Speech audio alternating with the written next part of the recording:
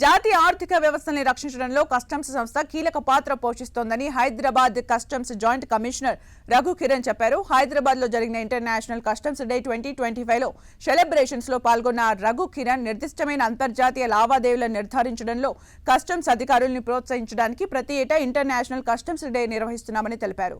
Customs clearance లో సాంకేతికతను అందిపుచ్చుకుంటూ నిరంతరం ఛాలెంజింగ్ గా పనిచేస్తున్నామని చెబుతున్న రఘు కిరణ్ తో మా ప్రతినిధి Sandhya face to face. International customs day పురస్కరించుకొని మనతో పాటు ఉన్నారు అడిషనల్ కమిషనర్ రఘు కుమార్ గారు. మరి వారితో మాట్లాడదాం. అసలు ఈ కస్టమ్స్ ఆఫీసర్స్ డ్యూటీస్ అవి ఎలా ఉంటాయి, కస్టమ్స్కి సంబంధించి ఎలాంటి హడిల్స్ వాళ్ళు ఫేస్ చేస్తూ ఉంటారు, ఈరోజు ఇంటర్నేషనల్ కస్టమ్స్ డేని వాళ్ళు ఎలా సెలబ్రేట్ చేసుకున్నారనే వివరాలు. నమస్తే sir. First of all hearty congratulations. Thank you very much అండి. Thank you very much. So ఎలా అనిపిస్తుంది సార్ ఫస్ట్ డే సెలబ్రేషన్? ఇది ఎవ్రీ ఇయర్ మేము కస్టమ్స్ డే సెలబ్రేట్ చేస్తామండి. ఈసారి వరల్డ్ కస్టమ్స్ ఆర్గనైజేషన్ ఈ డేట్లో ఫార్మ్ అయింది కాబట్టి February 15th పురస్కరించుకొని చేస్తున్నాము. International customs day all across the country. CBIC అంటే it is a board, central board of indirect taxes. We organises across the country. ఇక్కడ హైదరాబాద్లో కస్టమ్స్ డిపార్ట్మెంట్ తెలంగాణ అంతటికి మేము ఇన్ఛార్జ్ హైదరాబాద్ హెడ్ క్వార్టర్స్గా ఉందండి. We have international airport, international air cargo. Apart from that కంటైనర్స్లో clear చేయడానికి inland container depots అని ఉంటాయి, ICDs అంటారు. అవి ఒక 2 ఉన్నాయండి.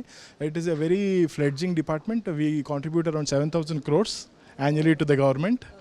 సో ఇంపోర్ట్ ఆఫ్ గూడ్స్ జరుగుతుంది. బేసిక్గా ఎయిర్పోర్ట్లో passenger facilitation, enforcement action, drug smugglings, gold smuggling, narcotics, plus ఈ కేసులన్నీ వైల్డ్ లైఫ్ ఈ కేసులన్నీ చేస్తుంటాం.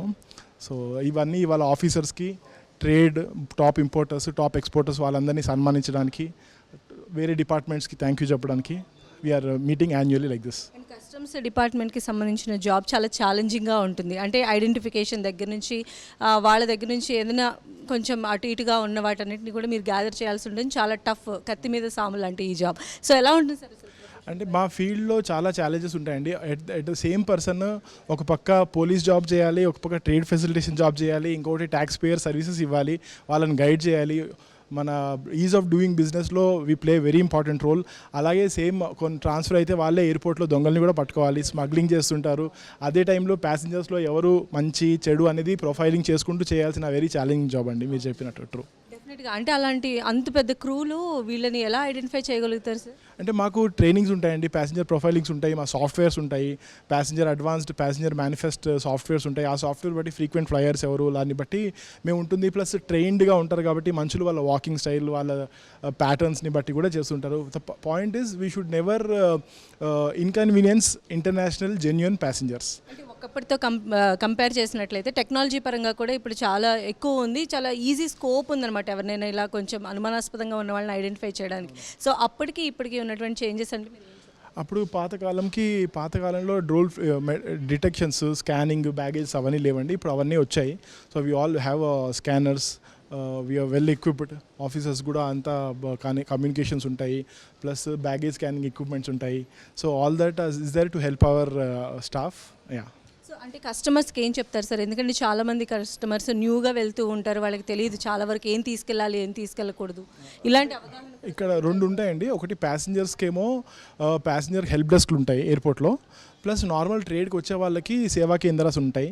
ఆన్లైన్లో, వెబ్సైట్లో ఎలాగో అన్ని రకాల హెల్ప్ ఉంది. అది కాకుండా ప్రతి ఆఫీస్లో మేము మెయింటైన్ చేస్తాము. They are there to help people. We take care. వచ్చిన వాళ్ళకి ఈమెయిల్స్లో అన్ని రకంగా హెల్ప్ చేస్తాం, ట్విట్టర్లో వచ్చినా అలా చేస్తాం. సో అంటే ప్రయాణం చాలా సాఫీగా ఉండటం కోసం జనరల్గా కస్టమర్స్కి ఎలాంటి సజెషన్స్ ఇవ్వాలనుకుంటున్నారు?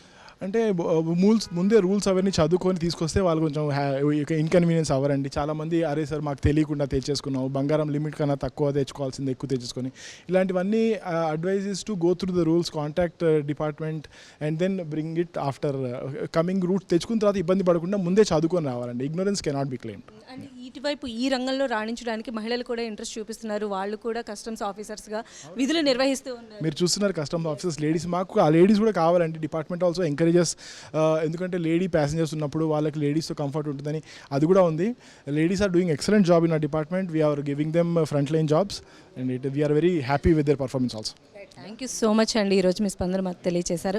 సో అది ఇంటర్నేషనల్ కస్టమ్స్ డేని పురస్కరించుకొని మహిళలు కూడా ఈ రంగంలో రావడానికి ఆసక్తి చూపిస్తున్నారని కూడా చెప్తూ ఉన్నారు. నిజంగా ఇది ఒక కత్తి మీద సాము అని కూడా సార్ చెప్తూ ఉన్నారు.